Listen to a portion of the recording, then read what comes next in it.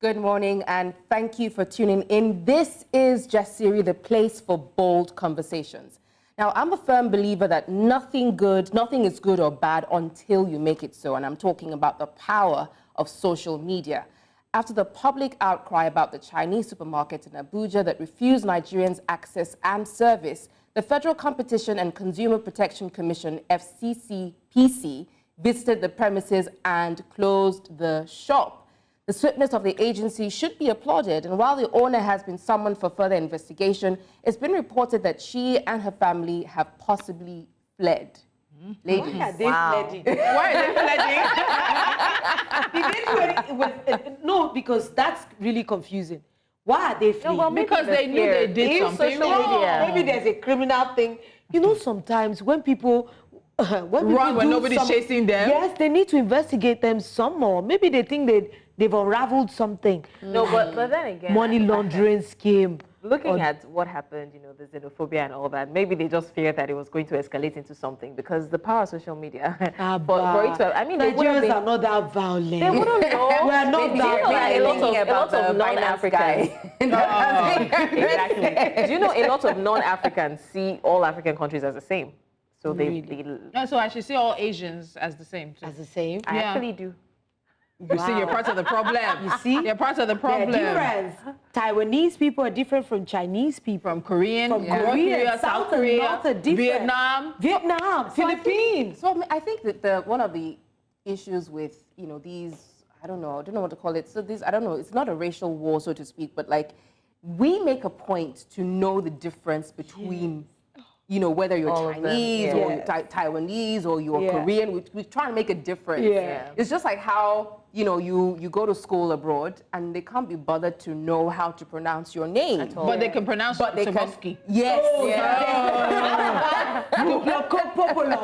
All these Greek names. But I actually loved what Buki said because honestly, we make a lot of effort to really, you know, try to assimilate into culture. Yes. We even learn their ways so that we can really interact with them properly. But we don't get the same the same favor, the same courtesy back. Do you know this lady on social media? She's a model. She does this beautiful thing. Her name just left. She does something like, oh, this is where I sleep in Africa. Oh, yes. This is where I go to make phone calls. But you know, I told you guys that the ignorance is rife. So again, I've said it before. My dad has tribal marks. I was asked if he fought a lion. I said, yes, he fought lion and won. Because why are you asking me stupid question? And what you find, especially, their whole world consists of their country. And in some instances, it consists of the locality.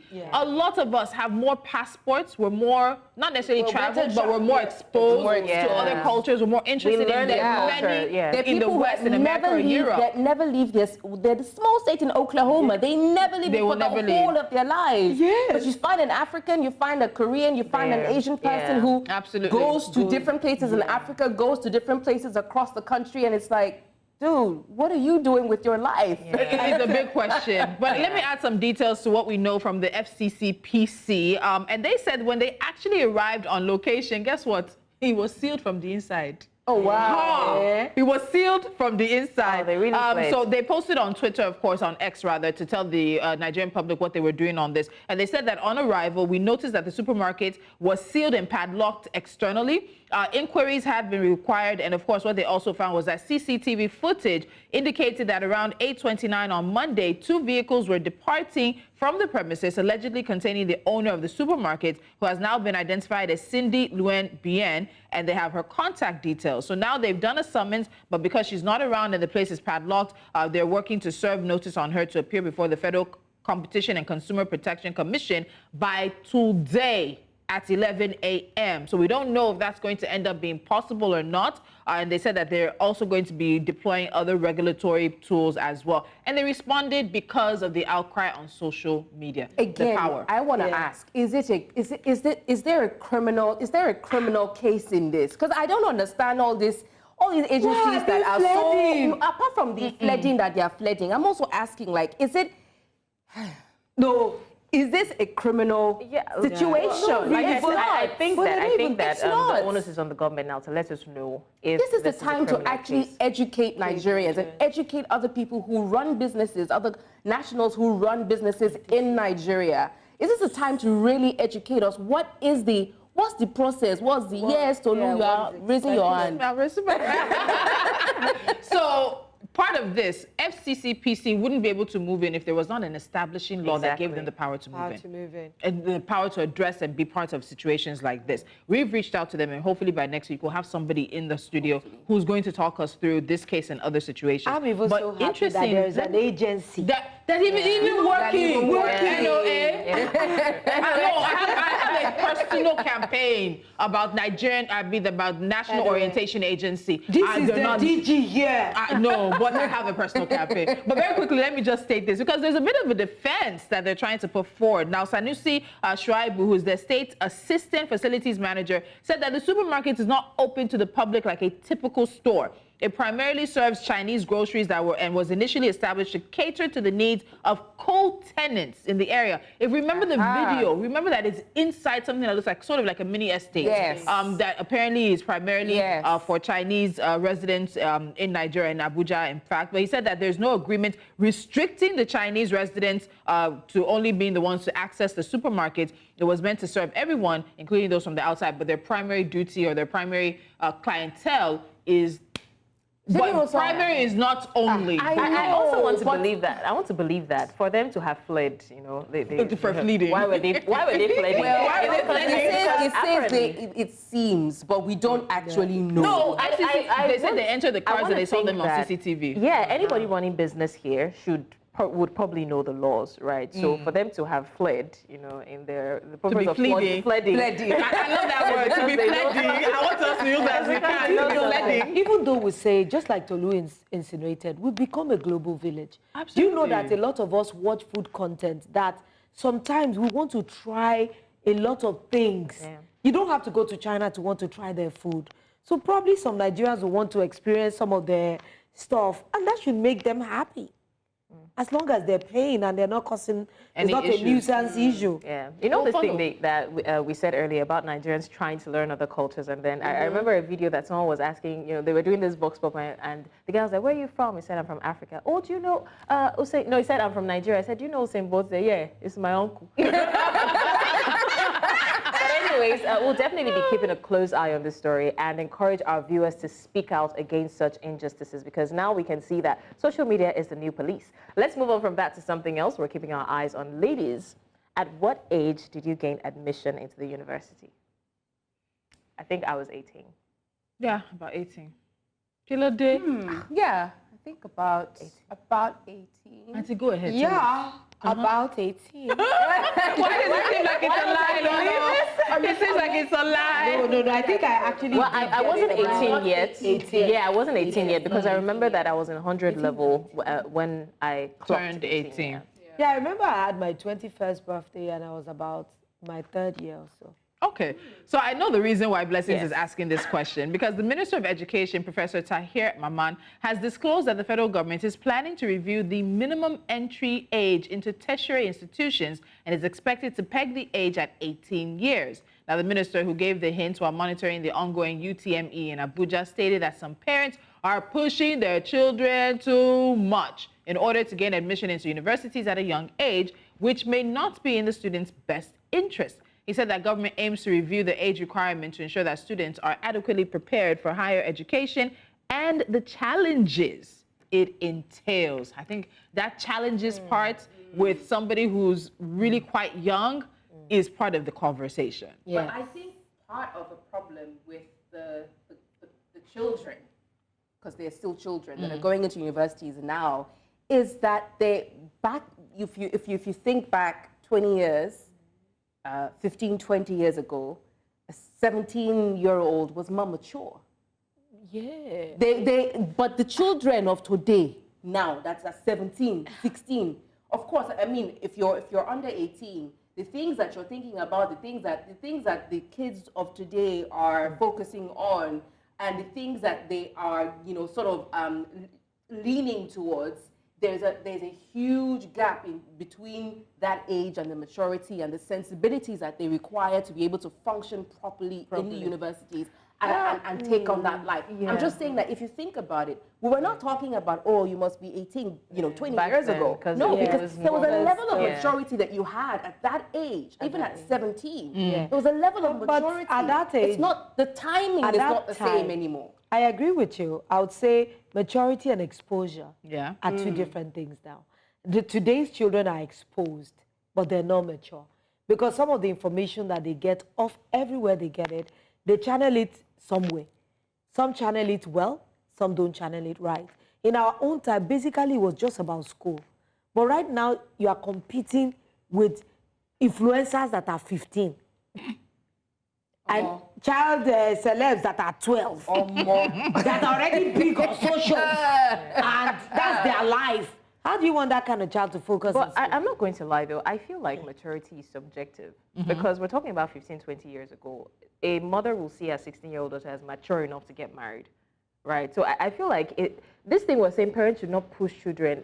Those days, children were pushed into believing that they were mature at a very young age, and they still survived. So honestly, I would say that if a child is smart, yes, I get the, age, mental readiness and all of that. But then again, if a child is smart enough, if you compare a child of now that is similarly, would I say smarter or maybe more tech savvy or, they understand social media and all of that, and the children of then who were all about, cooking, play with Teddy, go to school and then go to university and then get married. It's basically the same thing. They were children and these are also children, but parents pushed them to believe they were mature. So if the children then could survive, then I feel like the children now can survive. But the minister, we saw that headline. You're surviving.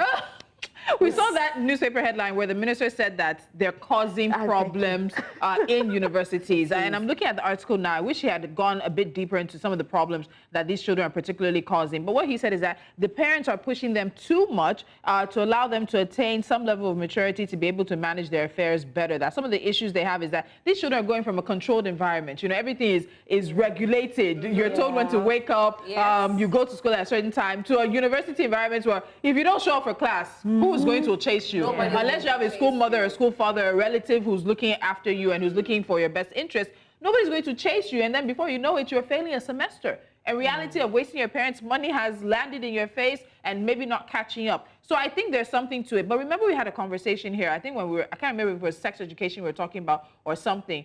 Even psychologists now are saying that we should not be classifying people as adults at 18. That at 18, your brain is still forming. So if we're saying that at 18, your brain is still forming, what are we even thinking of a 16-year-old who's going to university, mixing with people from different places? It's not our responsibility to raise children when at the university level. We hope that parents have raised them enough to be able to. But we see the truth. But it's the truth. I'm not honestly, I'm not going to lie. I feel like there's no difference between university and boarding schools. I was just saying it in the makeup room that, look at this video that is trending. When you argue that children cannot survive in universities, but you're putting children in boarding school, it's basically the same thing to me. That's what I feel. My kids are in boarding school. We'll have a discussion one day about this boarding school thingy because, there are, of course, very opposing sides of the table on this conversation. But yes, we will have a conversation on that very soon and explore that discussion. But I mean, this conversation is going to continue around this, and I think it's important for it to continue, for people to begin to consider what is important. Consider why there was a 6334 school system in the first place, and really look at the readiness, and because it's beyond academic excellence. It's beyond academic excellence, and that's what I believe. You also need to know that it's even beyond university. It starts very young. A lot of kids in Nigeria are in school before they should be in school.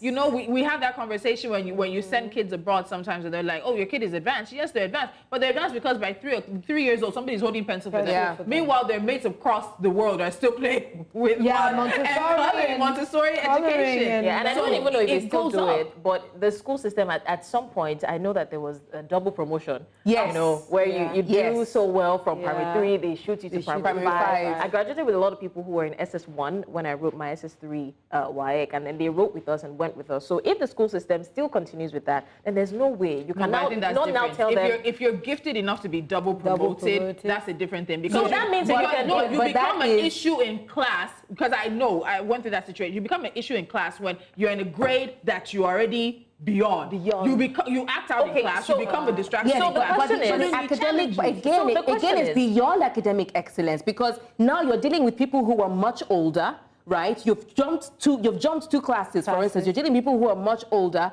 who are exposed to things that you shouldn't be exposed to. So it has to be a parent's decision. So the thing is, if we still maintain the double promotion thing, it's not everybody that gets double promotion blessing. No, I'm saying if we maintain it, and a lot of people, I know a lot of people who got, double promoted. So if you are now 16, will they now ask you to stay at home for 2 years before you enter school? It's not their fault that they were promoted. They have to. Anyway, honestly, the conversation is really hot and interesting. These lines come up really nicely within the main conversation today, because it appears that history ends up repeating itself, and somehow everything always comes full circle. After the break, we're going to be taking another trip down memory lane. I promise, this is a trip with a history twist. Stay with us, because Jasiri will be back. Now, have you ever asked yourself what happens when we forget where we come from? Well, thanks to globalization that has brought the world closer together, as well as the internet, it's easy to lose sight of our heritage and the lessons of the past. But what are the consequences of neglecting our history? How can we reclaim our cultural identity and learn from our ancestors' experiences? Well, teaching this history class is an author, lawyer, history enthusiast, and self-acclaimed culture ambassador, Miss Aduke Gomez. Welcome to Jasiri. Yay!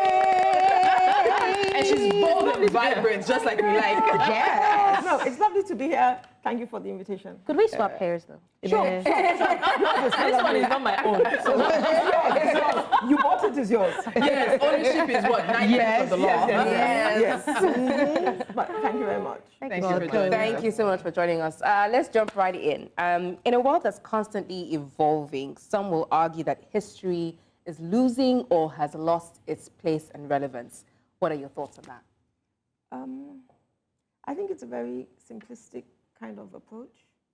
I think that if you decide that everything in the past is bad and everything in the past should be jettisoned, there's very real possibility that you lose yourself. And if individuals have individually lost themselves in a space, then you can say, I think, that the wider community has also then lost its way. And I think as well, it's a question of how that past is presented. Is it presented in an exciting way? Is it presented in a boring way? Is it locked away in cupboards, in big books, behind glass shelves, and it's only for some very special people? or is it something that is brought out into the community and is interrogated and is given out for different voices to talk about their different experiences, sometimes of the same thing? Yeah, very true.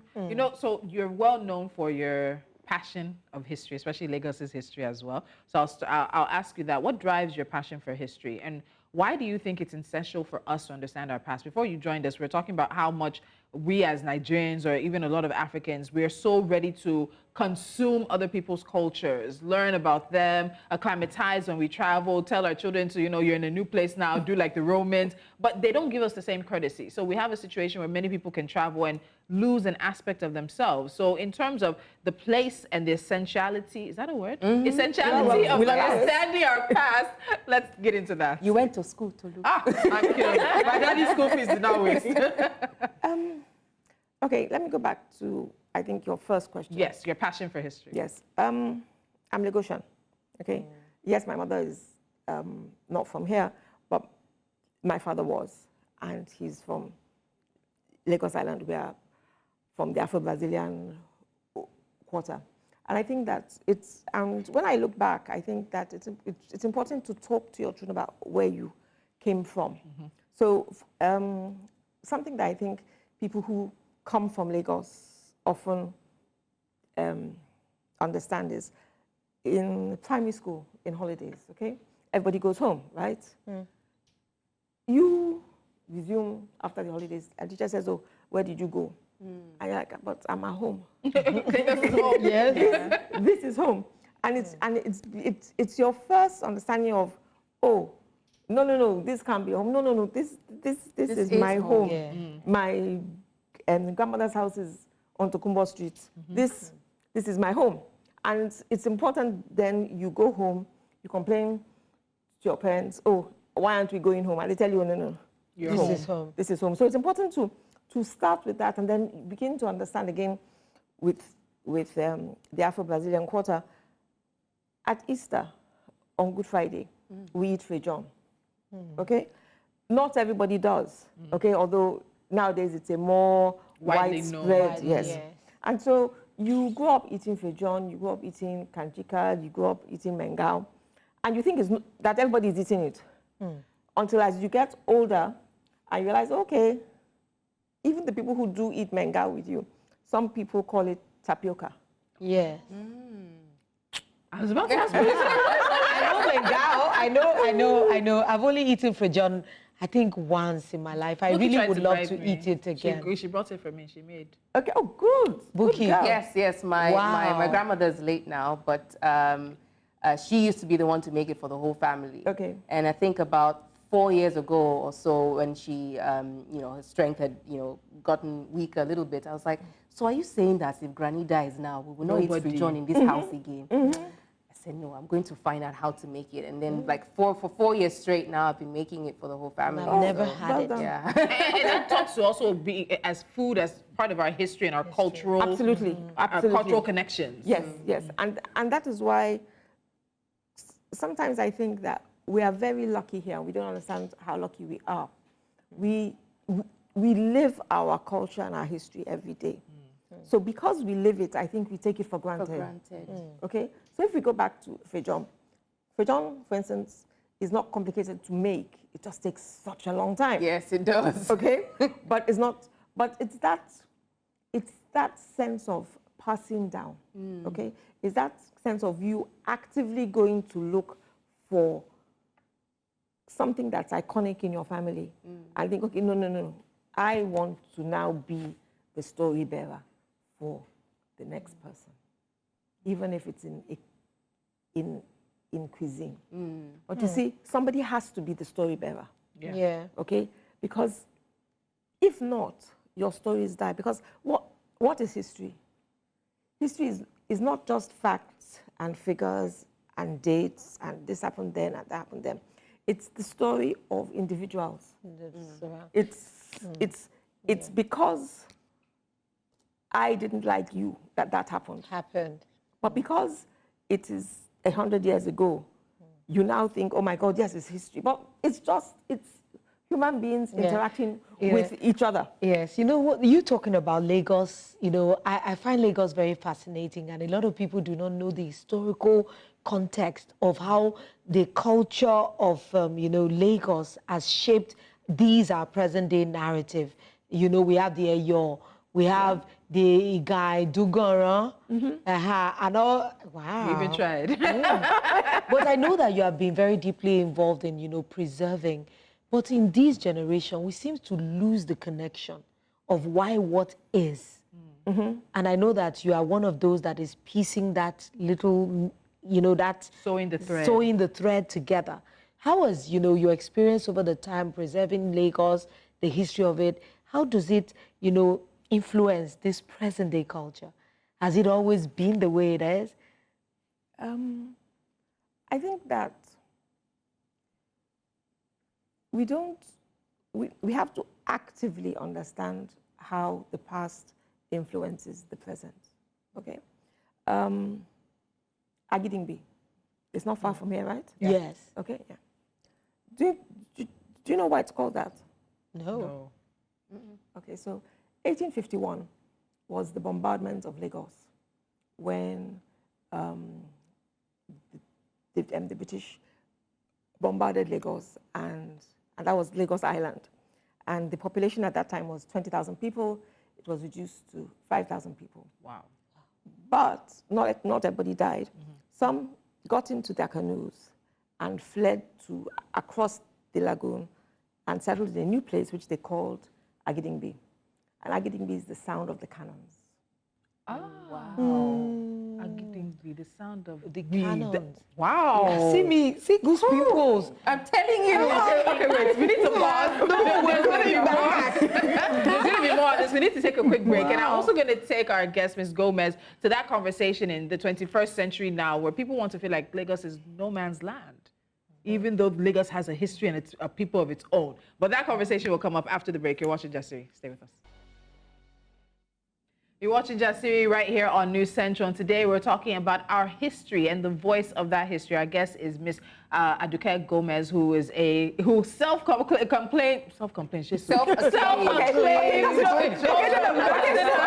brain was running what he wants to complain about. That's the question. But she just told us about why Agidingbi is, and I'm still in shock. Not shock, I'm still assimilating it. Why Agidingbi is called Agidingbi. It's because of the sound that the cannons made during the bombardments when the original Lagosians crossed the lagoon to this side. So I want to take on that from there, this sort of narrative that Lagos is for everyone. Lagos is sort of no man's land. You come here, it's like a New York. You come here, you can hustle, you can make it anyhow. But there's a culture, there's a history. There are people here who came here, who were here. This is their blood is what flows in the land of Lagos. What do you think about that narrative? I know it might get a bit political because we heard it a lot during the last election, but I think it's something Lagosians must speak on for themselves. Yeah. I think that, you know, under the UN, there's something called indigenous rights. Yes. Okay? So the thing about that is that Lagos as well has a history of welcome, has a history of tolerance, embracing, a history of open hands. Open hands and people coming in. Okay? My own ancestor, who was Afro-Brazilian, he came from Owu. He was kidnapped in the 1820s, was enslaved till the 1840s, came back and settled in Lagos in the 1840s. So, and there are so many, you know, the Saros, the Agudas, the Nupe people, the Eastern people. Lagos is a melting point. Yeah. And it's, but even in that, and in understanding and appreciating the tolerance that Lagosians have, it shouldn't be overlooked that there is a history, and there should be a respect for the history and the indigenous rights to their culture and their history. Okay, if there's anything I'm happy about today is that I'm not, for the first time, I'm not the only person lost. For the first time, Lola's mouth was open for like 10 seconds. Yes. I love it for me. Anyways, Ms. Gomez, speaking about history, you just said that it shouldn't be overlooked that, you know, we need to respect history and all that. But now we see that we don't exactly have history in school curriculums. All right, so I want to ask, what do you think we're losing by taking it out of school curriculums?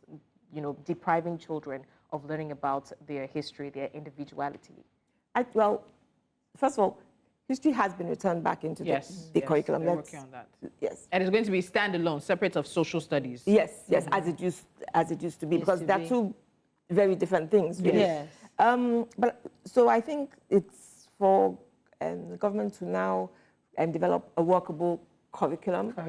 A curriculum that is acceptable and is accessible to all the parties who will be involved, the taught and the teaching. So you saw my look when you said acceptable to all the parties involved, because we are Nigerians. Yeah. If you mention the Civil War now, how much of every perspective are we going to be able to get into history? Okay, so at the end of the Second World War, the French governments and the German governments got together to agree on what their children would be taught in schools. Okay, so my understanding of that is that there are certain facts that happen. Yes. Okay, the tree was cut down, apple fell on my head, I lost my shoe. What happens in between is subjective and can be subject to interpretation. but the tree fell down. An apple fell on my head. If apple fell on my head, I lost my shoe. Okay, so certain things can be agreed upon. The facts. Yes, and then because history is both a recitation of the facts and an analysis of the facts, and then there's always then room for subjectivity, which leads me to the fact that I think our history is not, because as I mentioned earlier, it's locked away. There isn't enough of it in the entertainment space. Okay? Now, when in the break, I think you mentioned like the States, okay? Yeah. So either States, UK, and I'm sure other countries around the world, their history, yes, it may be taught in schools, but in schools, maybe you do history to what, maybe 13, then you choose your subject, Yes. okay? After that. After that. But you sit down and you watch Period dramas. period dramas. Yes. So somebody somewhere in some government somewhere decide, okay, I want them to know about 1, 2, 3, 4, 5, 6. And every so often, a period drama is released on that. So even if you haven't gone to school, you will know who the Tudors are. Yes. Okay? You will know who Queen Victoria is. Yes. You know? So there are certain... Versailles. Okay, so they will know there are certain... So even if you don't go to school, even if you've forgotten, but what that kind of thing does, it gives you a base, and it also hopefully inspires you to go out and do more research. Okay, I'm sure I'm not the only one around this table. I dissipated my youth in reading historical Romance. Yes. You know what I said? Judith McNaught. Yes. Virginia Henley. Don't let me mention. I'm so embarrassed. Yes. Okay. So Blessings we've lost blessings again. She can't know. So we must introduce you to some. We'll give you some titles. I know we're talking about history, but can we focus more on the present? So we can bring you with us. Bring you with us. So Yeah. So you see, so there should be stories about the love affair that Kosoko had with the betrothed of Eletu, which is yes. There should be big, huge, massive films. There should be. Okay, so I know, but we are trying. Okay. No. There's a couple. I mean, there's Tunde Le did a series on Afonja. Yes. Which is historical fiction. Yeah. There's another Like a stage play? No, a novel. And there's a new one coming out. Yes, exactly. Yeah. So because history is supposed to be taken out and played with. Yes. Okay. Interrogated. Interrogated, and then you can argue, no, this narrative is wrong. But you don't even have anything to go by. Yes. So I think for the film... And then there's another young author. She has a book coming out, which I'm looking forward to reading, set in World War II in Lagos. Yes. Somebody called Folusho Agbaje. Because again, the Second World War is a fascinating time in Lagos. Yeah. Did you know that Lagos was a real prime center in the Second World War? Wow. It's like when you watch the movies, we had rationing. Oh. We had blackouts. Yes. And we chose a side. Well, our side was... Our colonials chose a side for us. But do you know that we contributed so much to the war effort that the Royal Air Force named the squadron after us, the Nigeria squadron, because we raised so much money that we bought the Spitfires. Did we do the soldiers? Yes, we did. Our soldiers, we think about something like maybe, forgive me, about now, maybe over 100,000. So that's a soldiers. story that's waiting to be told. Yes, waiting to be told. Yes, the budget. The budget! People are going to run away. Look, that's why I was just coming to say that, like, you see, if it's in books, again, we It's locked have lost away. the reading culture. Yes. Apart from it being locked away, because we then need to also talk about the libraries. How many functional libraries do we have? Even in schools, what kind of books are you going to find in those libraries? Is it encyclopedias that were brought out how many years ago? Britannica. Right. Lessons not nothing about Britannica. I'm so sorry. But for film, I know that film definitely plays a huge role. Yes. I mean, some of us are in the film industry here. And some of us, all of us watch films. We period love dramas. films, If right? you say some of us, Okay. All of us. Okay. Do you love films? I love film. Okay, yes. Do you there watch period dramas? No. Exactly. Exactly. So Did you watch Bridgerton? Yeah, I did. So why do you watch drama. Bridgerton? And you can, so I know Kule Afolayan has done 1 or 2 period dramas. Which I saw. October 1st. October 1st. October 1st was Which was a good fantastic. film. Yeah. Which was It a good was film. so good that, you see, I think the narrative is because we are not interacting enough with our culture, with our history, that this young generation do not find it fascinating. Interesting. Do you know how good No, I not considered you. October 1st? But there's It was a great film. It was just lost. It was a great film, It actually. was so good. What's the recent one?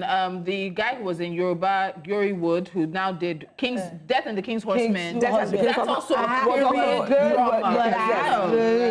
but I didn't talk. I said it's also a period drama. Okay. No, but And then there was also the way way they tell the Amina, stories but now. I'm not quite sure. No, but our Yoruba leaning, the challenge I had with it is that it was so one-sided, that we are always telling just the indigenous wars. There were bigger pictures. There was the movement from Benin to Lagos, the mix of all the Oromiyo children.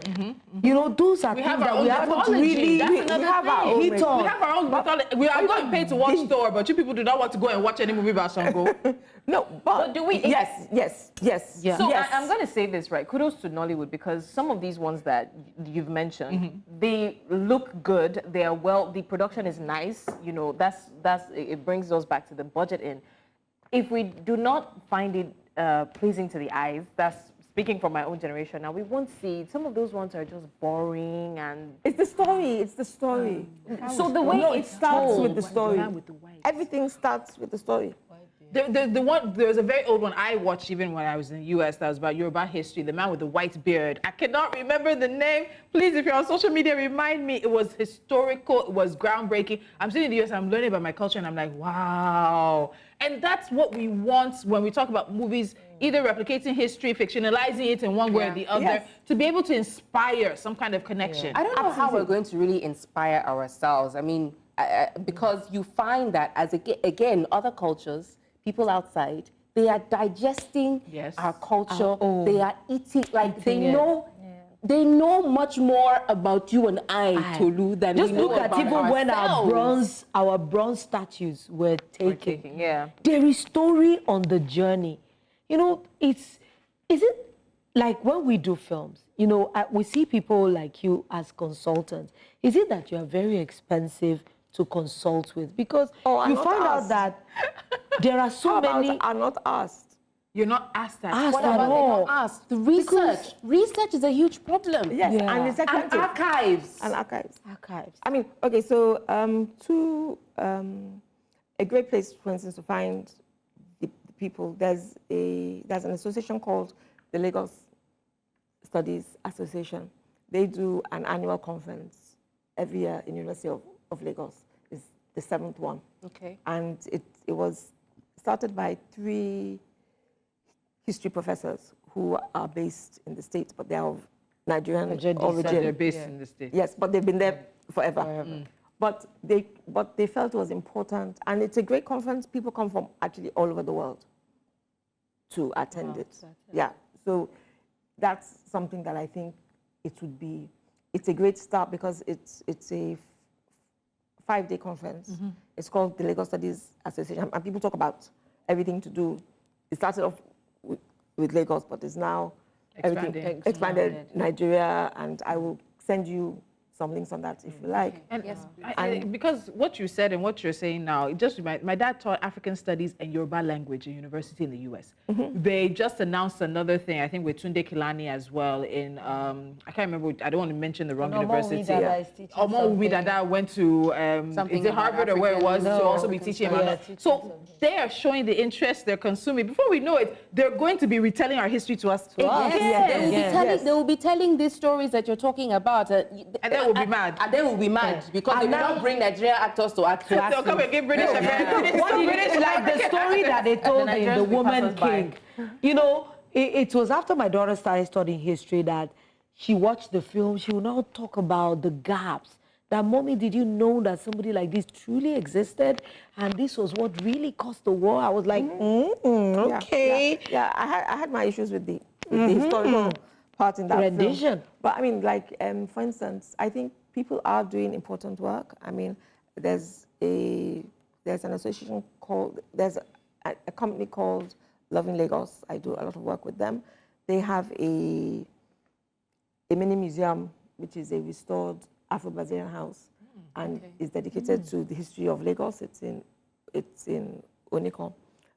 You know, do go. I'm sure I can speak for them. I'm sure they'd love to have you. Yeah. But I mean, they tell the history of Lagos from the earliest days. I mean, people like Shukwa Shashore as well has done.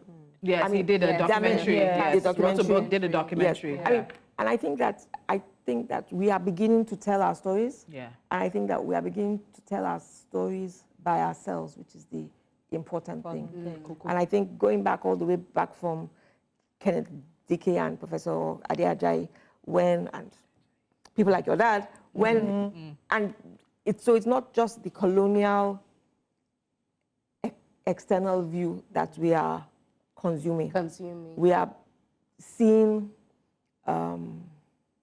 events from our perspective. Because again, what we said earlier, the apple fell down. The external person might not be able to tell you how hard the apple hit. True. Yes. Yeah. So, Ms. Gomez, are you concerned for a generation like mine? Because I am, to be honest. From everything I've read here, I'm sitting here concerned. My generation and the ones coming, because now it seems like we're just about burying our heads on social media, and then there's also the music part. We don't want to hear all of this. I know one. Is it bata? Or is it a dance or music? I don't even know. You see, it's that crazy. So the only things we hear, and it's more about consuming, for us now, it's like we're consuming more of the other people's culture, right? I wouldn't lie. I know that there's some pages that I follow on social media, maybe because of the job that I do. Some young influencers have taken it upon themselves to go and learn about our history. So they go to certain places, like there's a place they went to, the slave trade thingy, and then they do a short video about it, and that's very interesting. But you would seldom see things like that on social media. But I don't think your generation is really any different from ours. Let's be honest. Proportionally. Thank you. There's a glimmer of hope there. No, I'm gonna hold on to it. No, because I feel lost. No. Proportionally, I don't think so. I don't think that sufficient of my generation even know about Nigerian history, because we weren't even taught it in school. We were taught about Mungo Park. Yeah. So I think that it's up to you, and it's up to people to make history something that is interesting to be consumed. Okay? Because with the best will in the world, you go to foreign countries, and what do? I'm going to go and see their things of interest. Yeah. Okay. We have to start to find our own things of interest and find them interesting. And it starts with storytelling. Yes. Okay? You can see that chair over there. It's not interesting. If I say, this chair, do you know who sat in the chair? Do you know it was in the room when this happened? That chair, you'll all come and you'll be taking the photographs of the chair. Yeah. Yes. It's the storytelling. Yeah. I don't know. Sorry, I'm so in love. Please, I wanted to ask, that there are so many heavy things in our history that we have just staggered knowledge of it or different renditions of how people saw the times like slave trade time. Because there were many countries that came. I know there was a time Portuguese were very big in Lagos. Yeah. We had the French at some point. The British people too had their influence all over. And the Germans. And the Germans now, A lot of people don't know that. A lot of people like... And Lekki is named after, I believe, might be Danish. Wow, Danish. They have a sprinkling here too. In the territory, because then it was not Nigeria. Yeah. Let's even look at Lagos as it is. I am very unhappy because I see a lot of old houses in Lagos going. And these are points, like, I like to drive past them and see the state that they were, you know, but why are we not? Is it government that needs to do this? Because I know that there is a tourism board in Lagos State. Like, you just talked about some place where they can preserve. Look at Ikoyi. Ikoyi is losing its essence to me. High rise is coming everywhere. Gone are those days that you will pass Ikoyi and it will be a sprawling 3 acres or 1 acre building with just a quaint building and there's an orchard and everything. In 30 years from now, are we going to see a total departure? Because sometimes I'm beginning to, it's as if the past is no longer there. What do you see? I think that first of all, it's important to understand that you can't keep everything.